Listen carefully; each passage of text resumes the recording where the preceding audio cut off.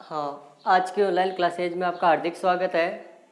जो अपनी पिछली क्लास थी उस पिछली क्लास में हम देख चुके थे जो सुदामा चरित पाठ है उसके 4 पद्यांश देख चुके थे और आज जो है 5वां और जो 6ठा पद्यांश है उस पद्यांश को हम कंप्लीट करेंगे। इसके अंदर हम इसका उच्चारण देखते हैं। इस पाठ के सुदामा चरित पाठ के लेखक जो अपने थे वो थे भक्त कवि नरोत्तम दास जी। और इस पाठ का जो है देखते हैं। वैसो ही राज समाज बने गजबाजी घने मन संभ्रम छायो केंदो परियो कहू मार्ग बुली कि फेरी के में अब द्वारिका आयो भवन बिलोकी बे को मन लोचत सोचत ही सब गाँव मजायो पूछत पांडे फिरे सब सो पर झोपड़ी को कहू खोज न पायो। प्रसंग हो जाएगा प्रस्तुत पद्यांश हमारी जो हिंदी की पाठ्य पुस्तक है उस पाठ्य पुस्तक के भाग 3 से भक्त कवि नरोत्तम दास जी द्वारा रचित सुदामा चरित नामक अध्याय से लिया गया है। इसमें कवि ने बताया है कि सुदामा द्वारिका से लौटकर अपने गांव आते हैं और सभी कुछ द्वारिका जैसा देखकर आश्चर्यचकित हो जाते हैं। अब इसके जो है मूल जो मुख्य शब्दार्थ है वो देख लेते हैं। वैसो ही मतलब वो क्या है, ठीक उसी प्रकार से, कहने मतलब द्वारिका के समान राज समाज बने। सुदामा के जो गांव था उस सुदामा के गांव में बन गए थे राज समाज। बाजी गज यानी घोड़े, गज यानी हाथी, गज यानी हाथी, बाजी मतलब घोड़े, घने मतलब भीड़ लगी हुई थी, मन संभ्रम छायो और यह सोचकर के मन में भ्रम आया। केंदो परियो कहीं मार्ग, केंदो परियो कहू मार्ग भूले, कहीं मार्ग भूलकर, मार्ग मतलब रास्ता, भूले मतलब भूलकर, परियो मतलब दूसरी जगह तो नहीं आ गया हूँ। कि फेरी के मैं अब द्वारिका आयो, या फिर मैं कहीं घूम कर वापस द्वारिका तो नहीं आ गया हूँ। भवन मतलब भवन, बिलोकी पे देखने के लिए, मन लोचत मन के अंदर लालसा होने लगी, सोचत सोचते ही सब गाँव मजायो, कैड़े मतलब हो गया पूरे के पूरे गाँव को ढूंढ लिया, और कैड़े मतलब छान मारा था। पूछत पांडे जो पंडित सुदामा थे वो सबसे पूछते फिर रहे थे पर झोपड़ी को कहूँ खोज न पायो, लेकिन जो सुदामा थे अपनी झोपड़ी को कहीं पर भी खोज नहीं पाए थे। कड़े मतलब जो ये पद्यांश है, इस पद्यांश के अंदर भगवान श्री कृष्ण ने अप्रत्यक्ष रूप से सुदामा की जो है मदद की थी। उनको जो है वास्तविक रूप में, प्रत्यक्ष रूप में कुछ नहीं दिया था, लेकिन अप्रत्यक्ष रूप से उनकी मदद की थी। और जो है ठीक उसी प्रकार से जो राजभवन सुदामा के गांव के अंदर बन गए थे। तो भक्त कवि नरोत्तम दास जी वर्णन करते हुए कहते हैं कि वैसो ही राज समाज बने गजबाजी घने मन संभ्रम छायो, कि ठीक उसी प्रकार से राज समाज बने हुए थे जब सुदामा अपने गांव में पूछे तब उनके गांव में ठीक द्वारिका के समान ही राज समाज बने हुए थे, राजभवन बने हुए थे, गजबाजी घने मन संभ्रम छायो, और वहाँ पर हाथी और घोड़ों की बहुत ही सारी क्या थी, भीड़ थी। और इस भीड़ को देख कर के सुदामा के मन में भ्रम आया। केंदो परियो कहूँ मार्ग भूली, कि कहीं मैं मार्ग भूल तो नहीं गया हूँ, और मार्ग भूलकर कहीं दूसरी जगह तो नहीं आ गया हूँ। कि फेरी के मैं अब द्वारिका आयो, या फिर कहीं मैं घूमकर वापस कहीं द्वारिका तो नहीं आ गया हूँ। भवन बिलोकी बे को मन लोचत सोचत ही सब गाँव मजायो, और सुदामा को जो है अपना भवन देखने के लिए, अपना जो घर या फिर जो झोपड़ी थी उसको देखने की जो है इच्छा हुई थी, सोचत ही सब गाँव मजायो, और यह सोचते सोचते उन्होंने जो है सारा का सारा गाँव ही छान मारा था। पूछत पांडे फिरी सब सो, और सुदामा घूम कर फिर कर जो है सबसे अपनी झोपड़ी का पता पूछने लगे थे, पर झोपड़ी को कहूँ खोज न पायो। लेकिन जो सुदामा अपनी झोपड़ी को कहीं पर भी खोज नहीं पाए थे।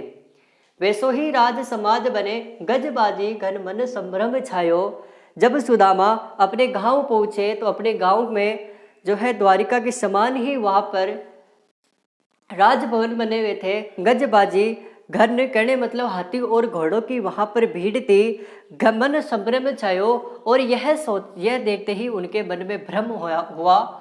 केंदो परियो कहूँ मार्ग भूली, कि कहीं मैं मार्ग भूलकर कहीं दूसरी जगह तो नहीं आ गया हूँ कि फेरी के मैं अब द्वारिका आयो, या फिर मैं कहीं वापस घूमकर द्वारिका तो नहीं आ गया हूँ। भवन बिलोकी बेको मन लोचते, अपना भवन या फिर अपना जो घर है उसको देखने के लिए सुदामा के मन में लालसा होने लगी थी। सोचत ही सब गांव मजायो, और यह सोचते सोचते हुए सुदामा ने सारा का सारा जो गांव था, सारा का सारा गांव ही छान मारा था। पूछत पांडे फिरी सब सो, और जो है सुदामा फिर कर अर्थात घूम घूम कर अपनी झोपड़ी का पता पूछने लगे थे, पर झोपड़ी को कहूँ खोज न पायो। लेकिन जो सुदामा थे अपनी जो झोपड़ी थी उसको कहीं पर भी खोज नहीं पाए थे। इसी के साथ जो अपना ये 5वां पद्यांश है ये पूरा हुआ, और जो 6ठा पद्यांश है वो देखते हैं नेक्स्ट बोर्ड पर। हाँ देखो, ये अपना 6ठा पद्यांश आ गया। काई वह टूटी सी छानी हती, कह कंचन के धाम अब सुहावत। काई पग में पनही न हती, कह ले गजराजहु ठाडे महावत। भूमि कठोर पे रात कटे, कह कोमल सेज पे नींद ना आवत। काई जुगतो नहीं कोदो सवा, प्रभु के प्रताप ते दाख न भावत। प्रसंग हो जाएगा प्रस्तुत पद्यांश हमारी हिंदी की पाठ्य पुस्तक जो वसंत है, वसंत के भाग 3 से भक्त कवि नरोत्तम दास जी द्वारा रचित सुदामाचरित नामक अध्याय से लिया गया है। इसमें कवि ने बताया है कि सुदामा जो है काफ़ी संपन्न हो गए थे, कहने का मतलब जो है अमीर हो गए थे, और सुदामा का जो है भगवान श्री कृष्ण की अप्रत्यक्ष कृपा जो थी वह अप्रत्यक्ष कृपा उनको प्राप्त हो चुकी थी। इसके जो मुख्य शब्दार्थ है वो देख लेते हैं। काई कहाँ तो वह टूटी सी, कड़े मतलब टूटी हुई, छानी मतलब हो गया जो झोपड़ी जो सुदामा का भवन था। हत्ती यानी हुआ करती थी। कह कंचन यानी कहाँ, कंचन मतलब सोने के। अब धाम सुहावत, अब वहाँ पर धाम बने हुए थे। काई पग में पनही न होती, कड़े मतलब पहनने के जूते नहीं हुआ करते थे। कह ले गजराजहु ठाडे महावत, जो हाथियों को रखने वाले महावत होते हैं, और गजराजहु मतलब हो गया हाथियों को लेकर खड़े रहते थे। भूमि कठोर पे रात कटे, कठोर भूमि पर रात कटती थी। कह कोमल सेज मतलब बिस्तर पर नींद न आवत, नींद नहीं आती है। काई जुरतो नहीं कोदो सवा, पहले तो जो है कोदो सवा नामक जंगली चावल भी प्राप्त नहीं, कोदो सवा मतलब एक प्रकार का जंगली चावल होता है वो प्राप्त नहीं होता था। प्रभु के प्रताप कड़े मतलब प्रभु की कृपा से, दाख कड़ मतलब दाख किशमिश अंगूर वगैरह जो भी न भावत नहीं भाते थे। कड़े मतलब जो सुदामा थे उन सुदामा पर भगवान श्री कृष्ण की जो है अप्रत्यक्ष कृपा प्राप्त हुई थी। और अब जो है उनके जो है दिन फिर गए थे, कड़े मतलब उनके अच्छे दिन आ गए थे, और उन्हीं का वर्णन जो है इस जो पद्यांश है इस पद्यांश में किया गया है। काई वह टूटी सी छानी हती, भक्त कवि नरोत्तम दास जी वर्णन करते हुए कहते हैं कि काई वह टूटी सी छानी होती, काई यानी कहा तो वह टूटी सी छानी हती, कहा तो पहले वह टूटी हुई जो झोपड़ी हुआ करती थी। कह कंचन के धाम सुहावत, और अब कहा सुदामा के पास सोने के महलों में जो है निवास करते थे, स्वर्ण महलों के अंदर वे निवास करते थे।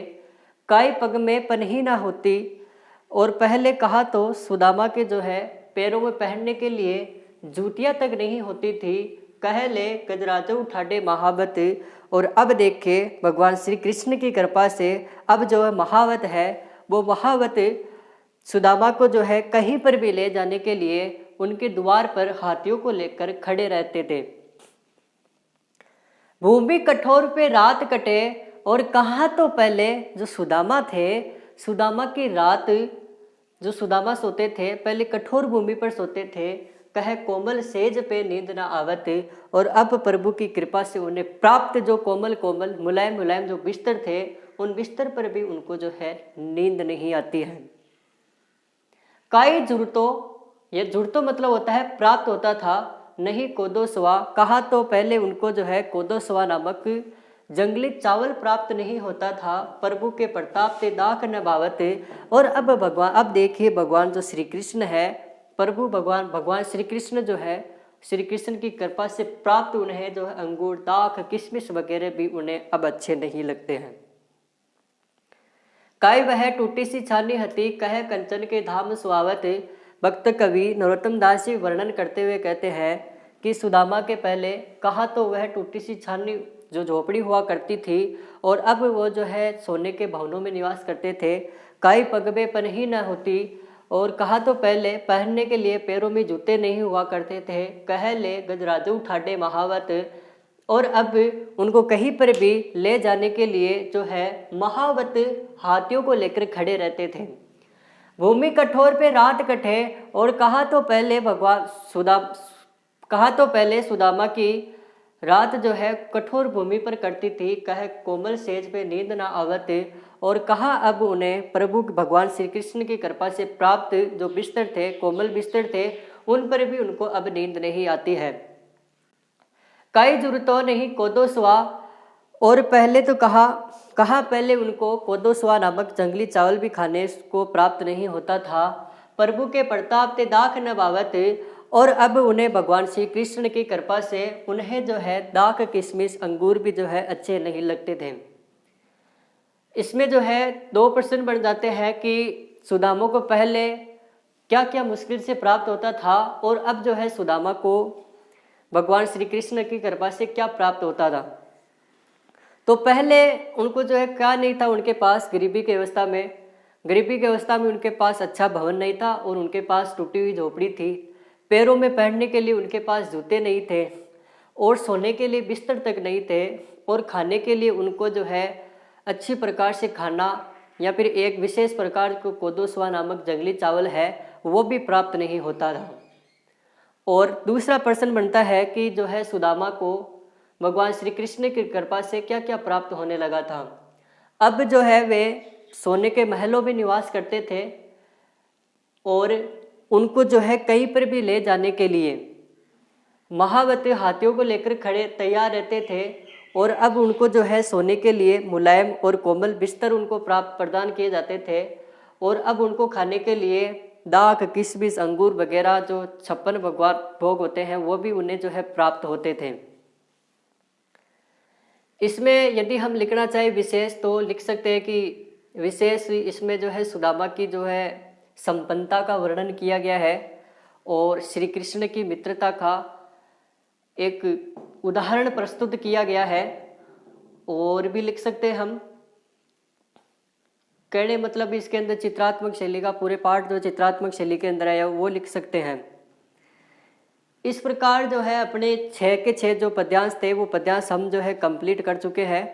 इसी के साथ हमारी जो ऑनलाइन क्लास है वो यही समाप्त होती है। धन्यवाद।